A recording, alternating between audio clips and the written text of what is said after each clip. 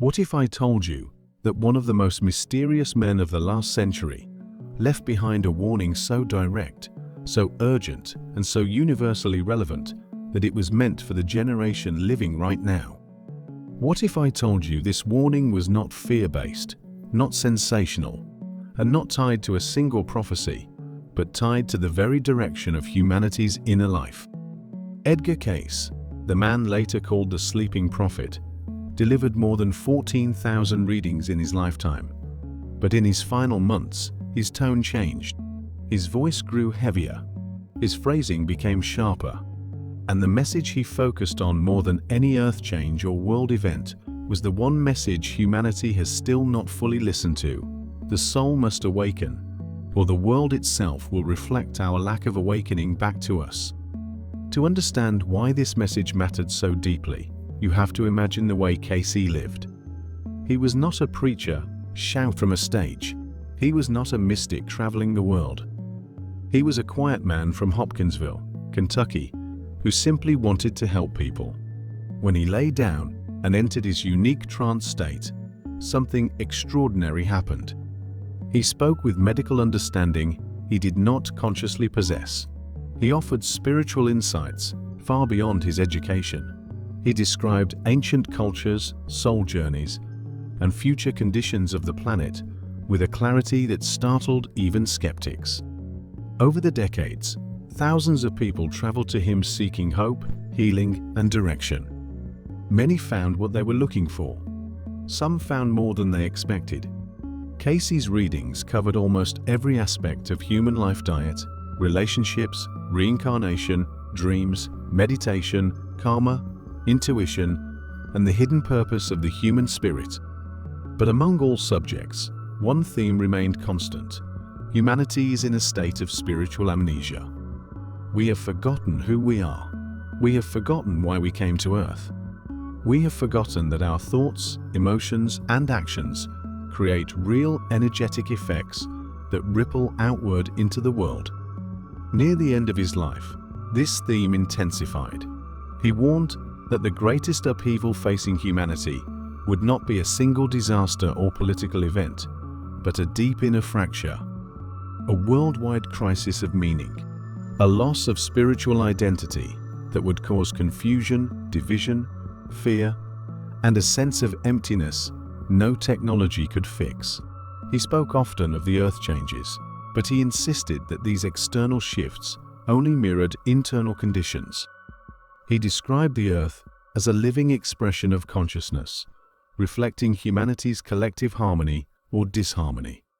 When people become divided, the earth becomes restless. When compassion collapses, societies become unstable.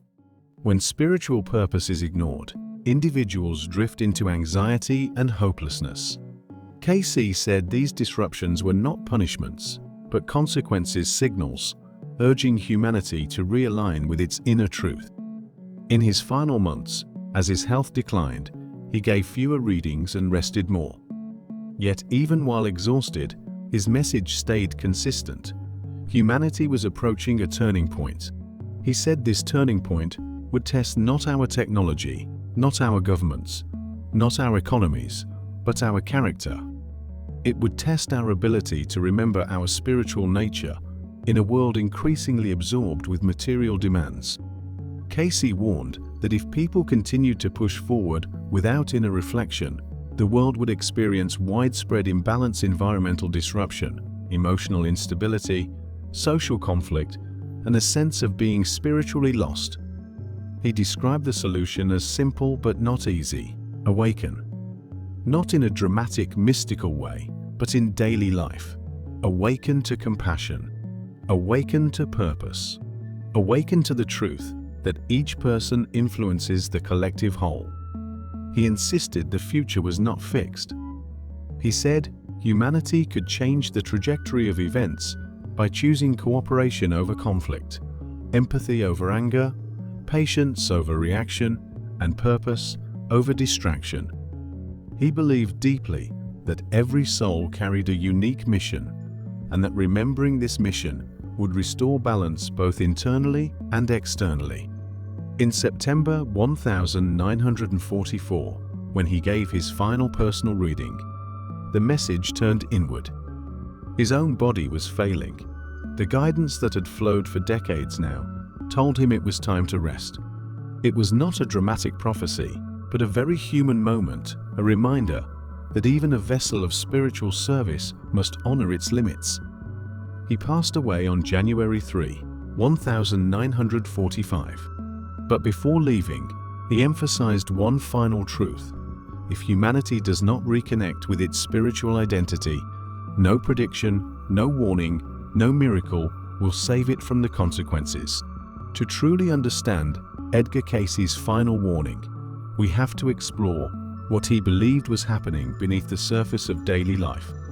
Cayce taught that every external event, from personal struggles to global upheavals, begins in the unseen realms of thought, emotion, and spiritual intention. He said that humanity tends to focus on symptoms rather than causes. We look at storms, conflicts, illnesses, and divisions as isolated incidents. But Cayce insisted that these events are reflections of deeper imbalances within human consciousness. In his view, nothing happens in isolation. Everything is connected by a subtle but powerful spiritual fabric. He often described this fabric as the creative forces, a term he used to refer to the universal energy that sustains all life. He said that our thoughts interact with these forces long before our actions do.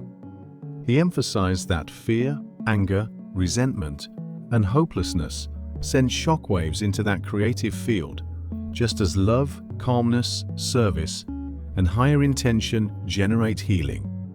As his life neared its end, he repeated that humanity was drifting into an age where inner turmoil would create outer turbulence unless people reawakened to the truth of their own spiritual impact. This was not a mystical metaphor, it was a spiritual law, one he considered as real as gravity. Cayce warned that humanity would eventually face a period where many people felt spiritually numb. He said this numbness would show up as confusion, anxiety, depression, disconnection, and a sense of drifting without purpose. He believed the pace of modern life would pull people further away from introspection and inner listening. He foresaw a future where technology advanced rapidly, but wisdom struggled to keep up. He said this imbalance would cause many to feel lost, even when surrounded by conveniences, achievements, or information. His warning was simple: a world overflowing with noise can drown out the quiet voice of the soul unless we consciously choose to listen. He also spoke of a collective forgetting. According to Cayce, each soul incarnates with a purpose, a lesson, and a mission. We come here, not by accident, but by design. Yet, he said, one of the challenges of human life is amnesia, forgetting why we chose this life, forgetting our gifts, forgetting our inner compass. In his later readings, he stressed that this forgetfulness was becoming widespread. People were focusing on material goals alone: money, status, comparison, distraction, while neglecting the deeper callings of compassion, intuition, spiritual growth, and service. He warned that this imbalance would create emotional heaviness, relationship breakdown, and a constant feeling that something is missing, even when life appears full. Cayce's final warning was not aimed at predicting disaster. It was aimed at preventing a disconnect between the outer world and inner truth. He told seekers that the true transformation of the planet begins with the transformation of individuals. He said that when enough people commit to spiritual alignment, prayer, meditation, kindness, healing, purpose, the collective direction of humanity can shift. He compared this to 100 small candles lighting a dark room. One candle does not change everything, but many together create a new environment. In his final year, he insisted this shift was not optional. It was necessary for humanity to evolve toward cooperation rather than collapse into conflict. He believed strongly in the power of the mind to shape destiny. He said the world is not fixed, it responds to intention. He described thought as a creative force that builds realities, just as surely as a craftsman builds with wood or stone. Cayce taught that focusing on fear strengthens fear, and focusing on hope strengthens hope. He warned that if humanity collectively chooses fear of one another, fear of scarcity, fear of the future, then the world will reflect that choice. But if humanity chooses cooperation, empathy, and spiritual clarity, even in small ways, then the world will soften. The path ahead would not be without challenges, but those challenges would become opportunities instead of threats. In several late readings, Cayce talked about a future era where humanity would reach a crossroads between awakening and self-destruction.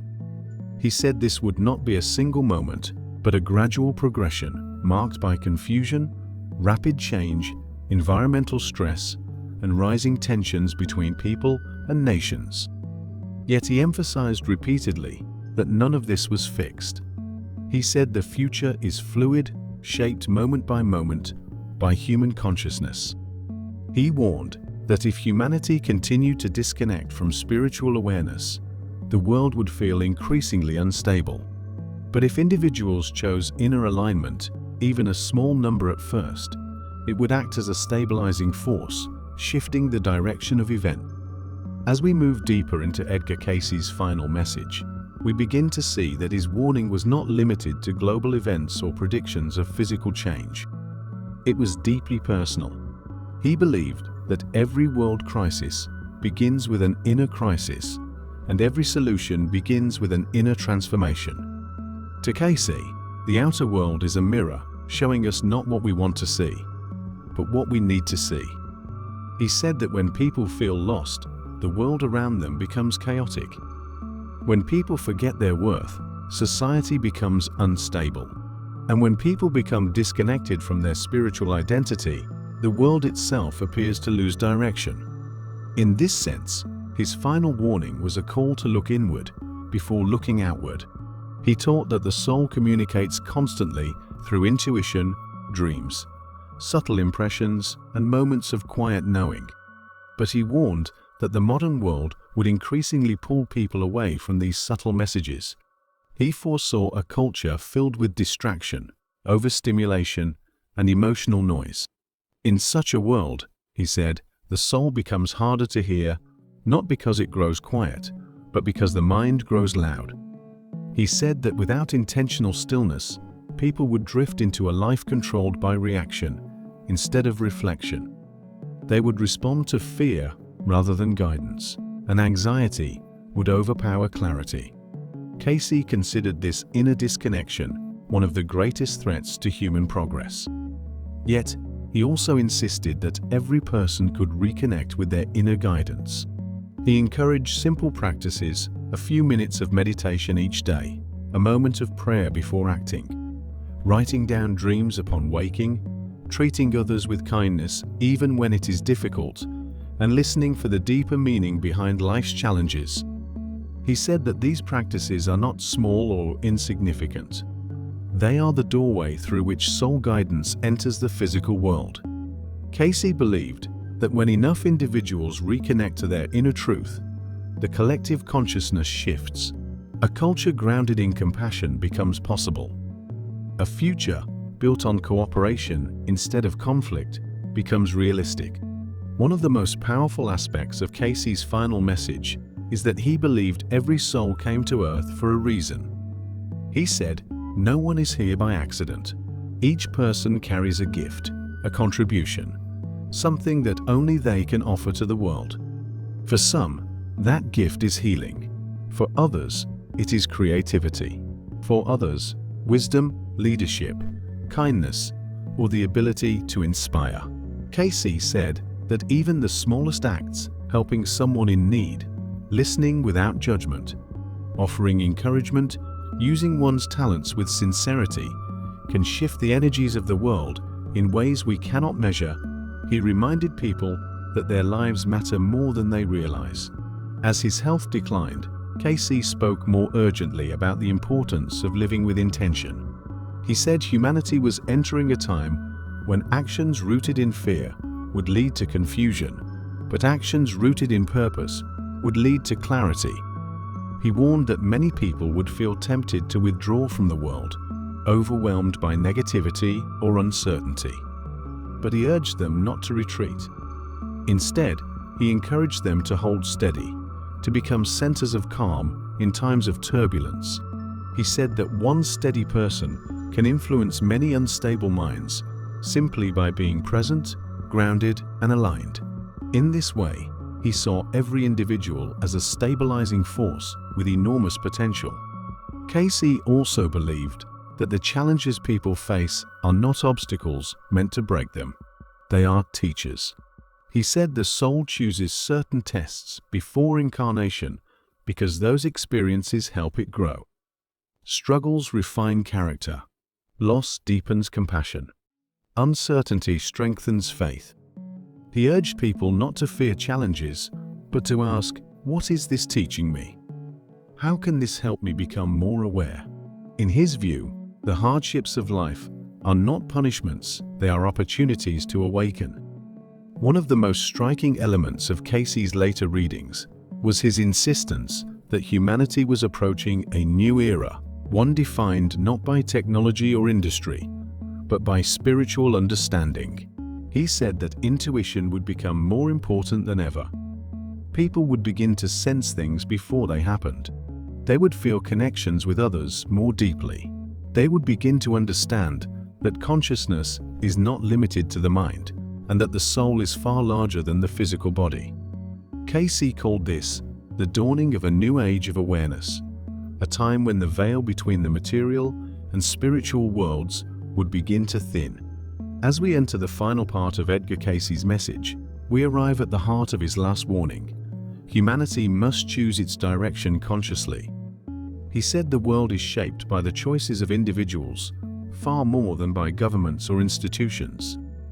Each person contributes to the collective energy, whether they realize it or not. In his final readings, Cayce explained that the future would be influenced not by a single event, but by millions of small decisions made every day by ordinary people. He believed that kindness, honesty, compassion, and inner alignment create ripple effects that travel farther than we can imagine. And he believed that fear, anger, judgment, and selfishness spread just as widely. His warning was simple: be mindful of what you contribute. Cayce emphasized that humanity was approaching a period where truth and illusion would collide. People would feel torn between what they have been told to believe and what they feel internally. He said the world would become louder, opinions would become sharper, and many would feel pressured to pick sides. But he urged people to step back from the noise and seek clarity within themselves. He said the soul always knows the difference between fear and intuition, but the mind can confuse the two if it is not trained in stillness. Cayce's final warning, therefore, was a call to develop inner discernment, to know which voice inside you is speaking, and to choose the voice that leads toward growth rather than reaction. He also warned of spiritual fatigue, a condition he said would become increasingly common. People would push themselves harder, neglect their inner needs, compare themselves constantly, and lose sight of their own worth. He said this fatigue would not be solved by rest alone, but by realigning with one's purpose. Cayce taught that purpose is not always a grand mission. Sometimes it is a simple direction that brings meaning and connection to daily life. He encouraged people to find even one small thing that lights the soul, helping others, creating something beautiful, learning, listening, practicing patience, or deepening one's spirituality. He said these small acts open the door to greater understanding. Cayce also believed that humanity would face a choice between living in fear and living in cooperation. He predicted a time when global challenges, economic strains, social divisions, environmental pressures would push people into survival mode. In this state, people might become suspicious of one another or withdraw from community. But Cayce insisted that cooperation is the only path forward. He said no individual, no nation, and no group can navigate the future alone. humanity must learn to think as a collective, recognizing that all people are part of the same spiritual family. This was not sentimental, it was practical. He said cooperation amplifies strength, while division weakens everyone. In his final months, Cayce returned repeatedly to the idea that love is not a soft emotion, but a powerful force of transformation. He said, "Love is the highest vibration, capable of healing the body, clearing the mind, and opening pathways the intellect cannot see." He urged people to make love the foundation of their decisions, not just romantic love, but the deeper love expressed as patience, forgiveness, understanding, and the willingness to see beyond appearances. He said that when love becomes the guiding principle, fear dissolves, clarity returns, and life aligns with purpose. His warning, therefore, was not merely about avoiding disaster, but about embracing the energy that can shift the world. He also taught that spiritual awakening is not a single moment of revelation, it is a daily practice.